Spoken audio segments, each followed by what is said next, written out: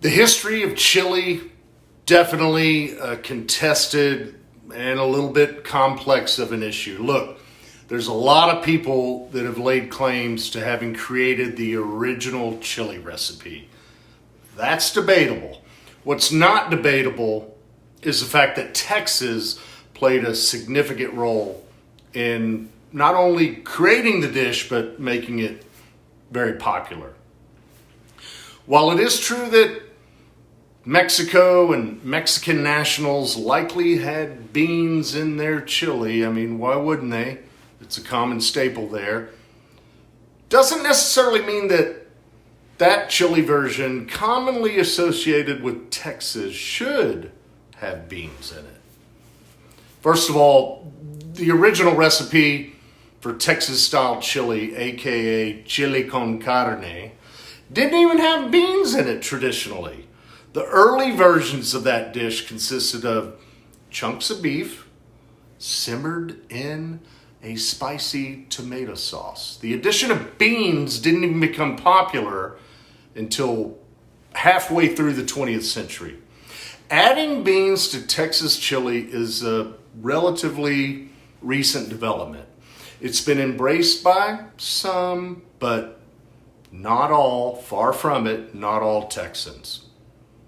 Wrapping things up, I'll say this. There's definitely some compelling reasons why some Texans feel so strongly that beans have no place in their chili. One argument is that adding beans dilutes the rich, meaty, spicy flavor and texture that's at the heart of true Texas-style chili.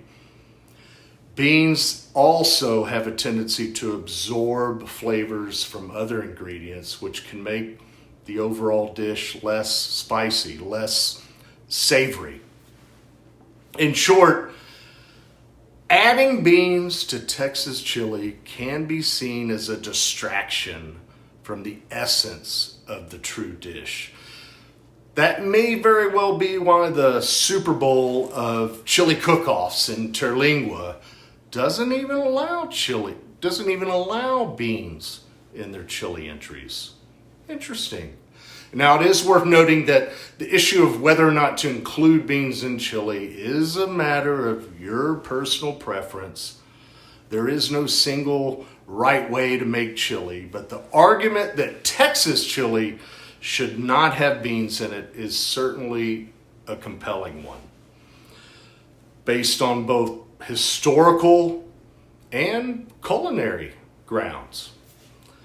Well, I'll close and say this. You should really simply embrace your own unique culinary beliefs and traditions in your family or whatever, and just continue to make chili the way you see fit. As for me, as for us, Jeb's Fifth Wheel Chili Dump, we ain't about to put beans in our chili. That's up to you. Provecho.